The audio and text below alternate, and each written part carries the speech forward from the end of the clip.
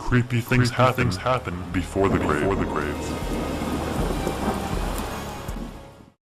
Satan Says by Shuck.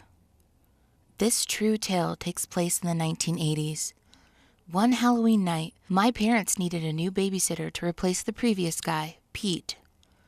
A big satanic panic was sweeping the States, with heavy metal music and Dungeons and Dragons being blamed for all kinds of crime at the time. Pete was nice, responsible person, but he listened to Ozzy, rode a motorcycle, and was a keen D&D player, so my parents eventually let him go. Luckily, they met the perfect replacement at their church.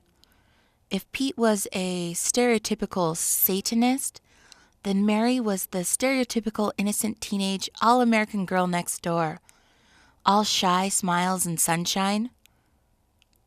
So that evening, whilst my folks were at their prayer group, Mary turned out every light and told us about her favorite Halloween game, named Satan Says.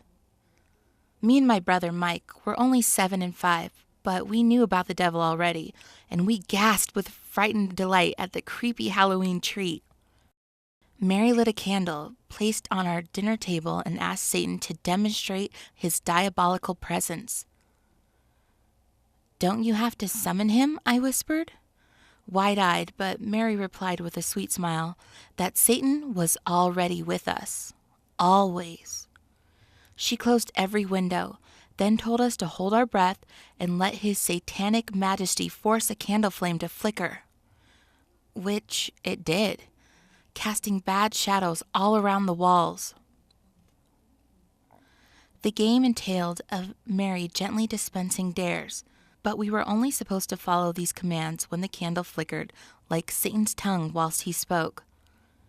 Like the game Simon Says, but more twisted. Satan told Mike to steal jewelry from Mom's dresser and throw it down the drain. Satan told me to tear the last page from my dad's new detective novel. The dares became scarier, and Mike was out when commanded to run down the street with sharp shears and snip the brake cables from Pete's motorcycle, parked by his parents' garage. The game was a stalemate, though as I refused to sneak some smashed glass into the wine bottle my folks would drink from when they got home. We never saw Mary again, as she seemed to skip town soon afterwards.